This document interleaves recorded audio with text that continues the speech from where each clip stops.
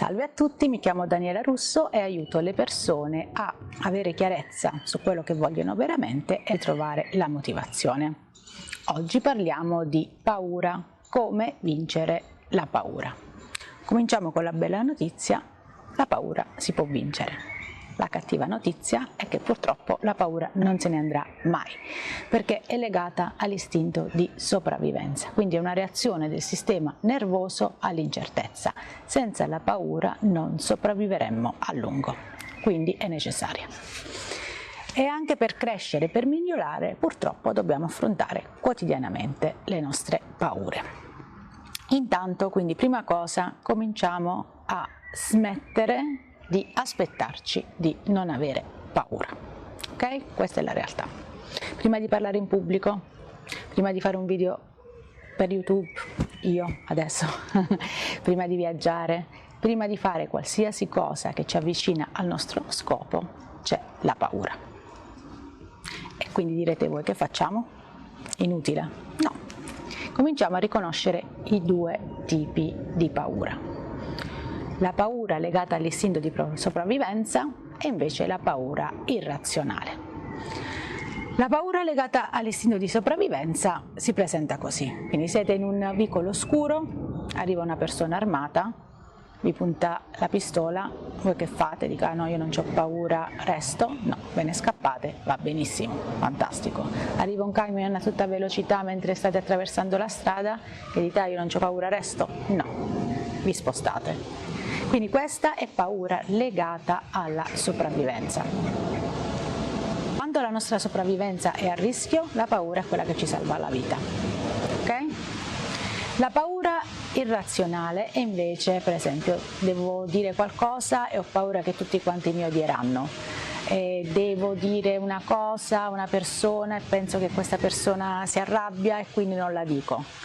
Devo fare un colloquio di lavoro e mi agito per una settimana prima perché devo fare questo colloquio, paura di perdere il partner. Quindi tutto questo è paura che non è legata alla sopravvivenza, ma è nel vostro cervello. Ricordatevi che il cervello vi vuole sempre difendere, quindi poverino, lui lo fa per il nostro bene, però se non gli diamo le direzioni al cervello, le indicazioni, quello fa quello che gli pare, ok?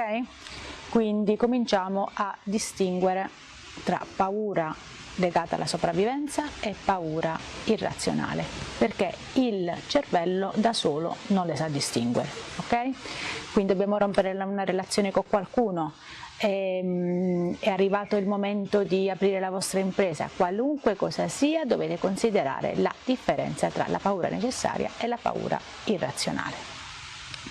Secondo passo: fate una lista di tutte le paure che vi tormentano in questo periodo, ok? Una pagina, 2 pagine, tutte le paure che vi pare.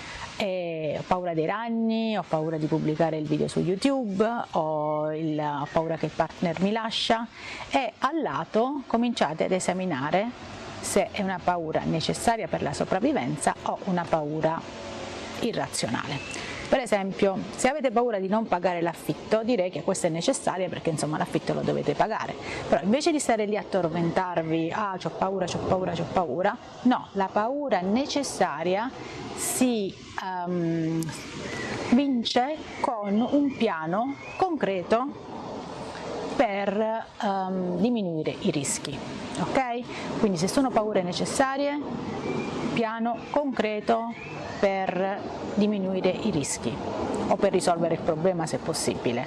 Paura irrazionale invece dobbiamo fare subito qualcosa. Per esempio, se io ho paura di pubblicare il video su YouTube perché non lo guarda nessuno, vabbè, non lo guarda nessuno, non muore nessuno. Ho paura di parlare in pubblico perché faccio una figuraccia e faccio la figuraccia, anche non succede niente. Ok? Quindi se si tratta di paura necessaria, invece di farvi prendere dal panico e stare lì a rigirarvi per giorni, settimane, mesi, che è totalmente inutile, fate piano concreto. Se invece si tratta di paura irrazionale, dovete fare subito le cose. Pensate alla soddisfazione: ogni volta che fate una cosa di cui avete paura, state migliorando e state crescendo. Ok? Cominciate ovviamente dalle cose più piccole, non cominciate dalle cose grandissime. Quindi fare questo passo per sconfiggere la paura è un muscolo che dobbiamo allenare. Quindi andate in palestra, non vi mettete il primo giorno a sollevare 100 kg, cominciate con 5 kg, 10 kg e poi piano piano andate avanti. Quindi cominciate dalle cose più piccole, fate un piano di azione e poi andate pian piano alle cose più grandi.